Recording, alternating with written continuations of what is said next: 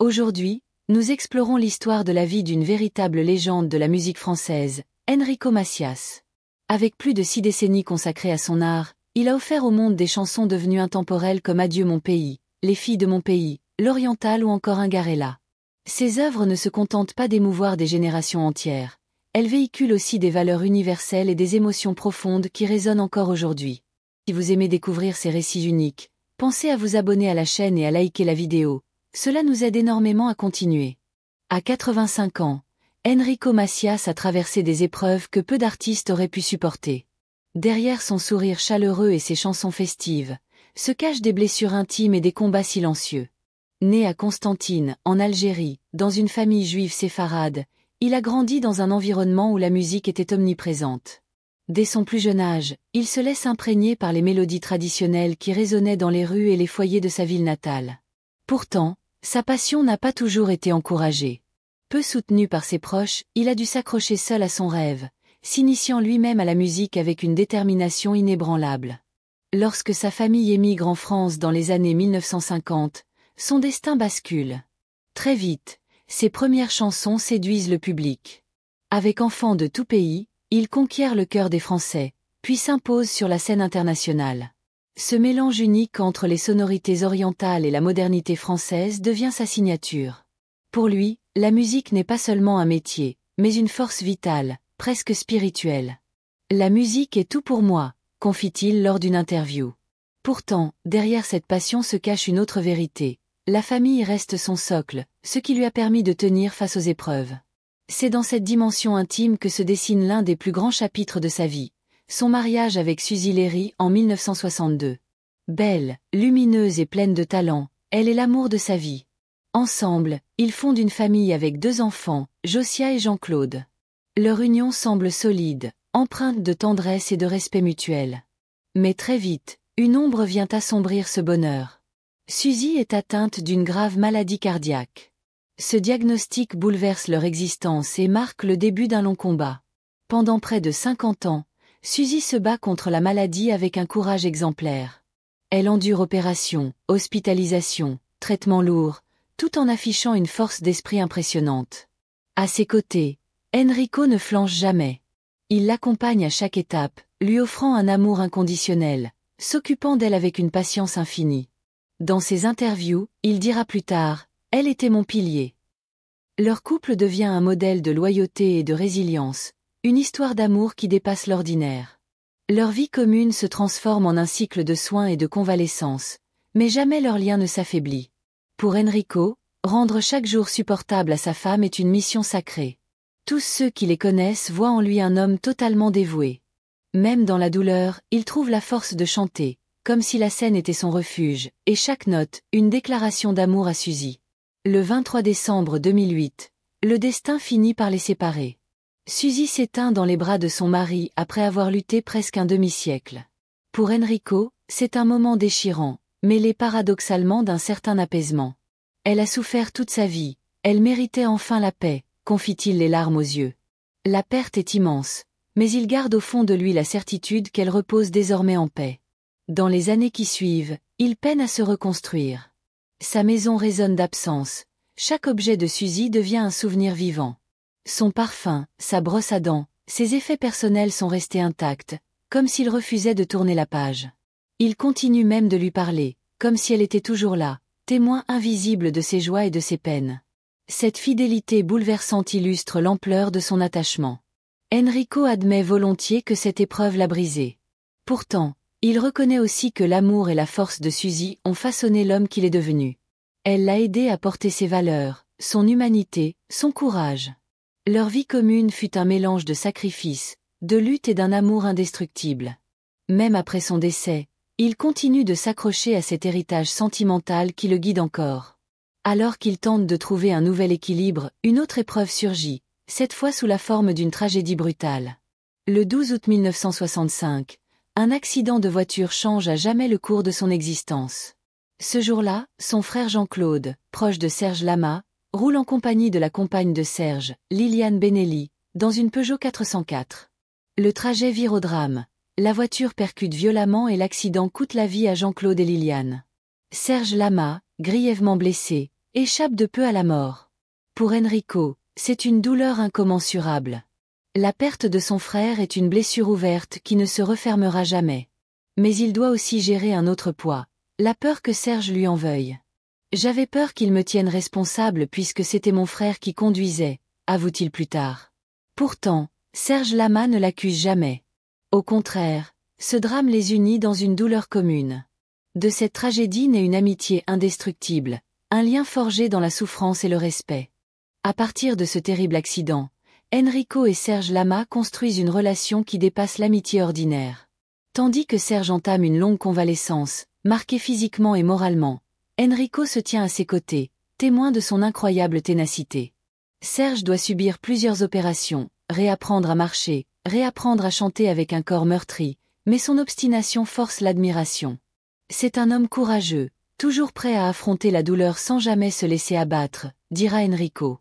Leur complicité devient une force réciproque. Enrico trouve en Serge un miroir de sa propre résilience, et Serge s'appuie sur Enrico pour ne pas sombrer dans l'amertume. Cet accident scelle une fraternité indestructible. Ensemble, ils traversent les années, partageant concerts, confidences et souvenirs, sans jamais oublier les êtres perdus ce jour-là. Pour les deux artistes, la musique devient un exutoire. Elle porte leurs blessures et transforme leur douleur en mélodies capables de toucher le cœur du public. Serge Lama, en particulier, transpose ses souffrances dans des textes profonds qui le feront entrer dans l'histoire de la chanson française. Enrico, de son côté, continue de chanter l'exil, l'amour et la fraternité, des thèmes qui résonnent avec encore plus de force depuis cette tragédie. Mais au-delà des drames personnels, Enrico Macias doit aussi affronter une bataille inattendue, celle des finances et de la justice. En 2007, il prend avec sa femme une décision lourde de conséquences. Il contracte un prêt colossal auprès de la banque islandaise Landsbanki, via sa filiale luxembourgeoise. Le montant, environ 35 millions d'euros, est garanti par leur somptueuse villa de Saint-Tropez, un bien auquel Enrico est viscéralement attaché. Sur cette somme, une partie est destinée à rénover la maison, le reste est investi par la banque dans des placements supposés rapporter suffisamment pour couvrir le prêt et même dégager des bénéfices. Mais les promesses de rendement s'effondrent brutalement avec la crise financière de 2008. Les marchés s'écroulent, la banque fait faillite et les liquidateurs exigent le remboursement intégral. Enrico, qui n'a jamais imaginé un tel scénario, se retrouve pris au piège. La villa de Saint-Tropez, fruit de toute une vie de travail, est menacée de saisie. Les sommes exigées dépassent l'entendement, plus de 30 millions d'euros. Refusant de céder, il entame une longue et pénible bataille judiciaire. Devant les tribunaux luxembourgeois, puis français, il défend bec et ongles son droit à conserver sa maison. Pour lui, il n'a jamais été un spéculateur avide, mais un artiste trompé par une banque en quête de profit rapide. J'ai travaillé 50 ans pour avoir cette villa, ils ne me l'enlèveront jamais, déclare-t-il dans une interview, la voix empreinte d'une détermination farouche. Cependant, la justice ne lui est pas favorable. En 2014, il est condamné par un tribunal luxembourgeois à payer près de 30 millions d'euros. Les années passent, les appels se multiplient, mais le verdict reste inchangé. En 2017, la Cour d'appel du Luxembourg confirme le jugement. En 2019, la Cour suprême rejette définitivement ses recours. Chaque étape judiciaire semble sceller un peu plus la perte de ce qu'il considère comme son sanctuaire. Pourtant, Enrico ne baisse pas les bras. Il dénonce une escroquerie, affirme avoir été abusé par des montages financiers opaques. En France, il porte plainte pour fraude, espérant renverser la situation. Mais là encore, les obstacles se dressent. En 2020, la Cour d'appel puis la Cour de cassation tranchent à nouveau en faveur des créanciers. La perspective de perdre sa villa se rapproche inexorablement. Ce combat, long de plus d'une décennie, use l'artiste, l'épuise, mais révèle aussi sa résilience. À plusieurs reprises, il confie vivre dans la peur permanente de voir son bien saisi. La maison de Saint-Tropez n'est pas qu'un symbole matériel. Elle incarne pour lui la réussite durement acquise, un refuge familial, un lieu chargé de souvenirs intimes. L'idée de la perdre équivaut à voir une partie de lui-même disparaître. Dans un retournement inattendu, la Cour européenne des droits de l'homme lui donne cependant un petit répit en décembre 2021. Elle reconnaît que le Luxembourg a mal géré son dossier et condamne l'État à lui verser une indemnisation de 12 000 euros. Une somme dérisoire au regard de l'enjeu, mais une victoire morale qui vient briser des années de défaite. Pour Enrico, Ce jugement est une preuve qu'il n'a pas combattu en vain. Ce litige avec Landsbanki révèle une facette méconnue du chanteur. Derrière l'image d'un homme chaleureux, proche de son public, se cache une figure combative, prête à affronter institutions et banques pour défendre ce qu'il estime être sa vérité. Beaucoup voient en lui un symbole de résistance face aux abus du système financier. Mais ce combat a aussi laissé des traces profondes. Fatigue, stress, nuits sans sommeil, il confie que ces années l'ont marqué à jamais. Malgré ces épreuves, Enrico n'a jamais cessé de se produire sur scène. Pour lui, chanter reste une nécessité vitale, une façon de transcender les difficultés. Ses concerts sont des rendez-vous d'émotion où il partage avec ses fans bien plus que de la musique. Un témoignage vivant de courage et de persévérance. À travers ses chansons, il raconte ses racines, ses pertes, ses combats, et rappelle que la vie, malgré ses injustices, mérite d'être célébrée. Avec le recul, Enrico reconnaît que son parcours n'a rien eu de facile. Entre l'exil d'Algérie, la perte de son frère, la longue maladie de sa femme, puis les humiliations judiciaires, il aurait pu sombrer dans l'amertume. Mais il choisit au contraire de garder sa dignité et de transformer ses douleurs en un héritage artistique. Son répertoire, riche et varié, porte la marque de cette vie faite de contrastes. Des chansons lumineuses, porteuses d'espoir, nées dans les ténèbres de l'épreuve. Aujourd'hui, à 85 ans, Enrico Macias est lucide sur le chemin parcouru. Il ne cache pas ses blessures, ni ses regrets, mais il préfère mettre en avant les valeurs qui l'ont guidé, la loyauté, l'amour, la famille, la fidélité à ses origines. Il admet que ses chansons ne sont pas seulement des mélodies, mais des fragments de sa propre vie. Chaque note que je chante vient de mes entrailles, elle est nourrie de mes joies comme de mes peines, confie-t-il. Ses aveux tardifs, ses confidences à cœur ouvert, confirment ce que beaucoup soupçonnaient depuis longtemps. Derrière l'artiste populaire se cache un homme marqué par les épreuves, mais habité d'une force intérieure exceptionnelle. Si son nom reste associé à des refrains festifs et chaleureux, sa véritable histoire est celle d'un survivant qui a toujours trouvé dans la musique un refuge contre la douleur. Et malgré tout ce qu'il a traversé, Enrico continue d'incarner un message universel, celui de l'espoir.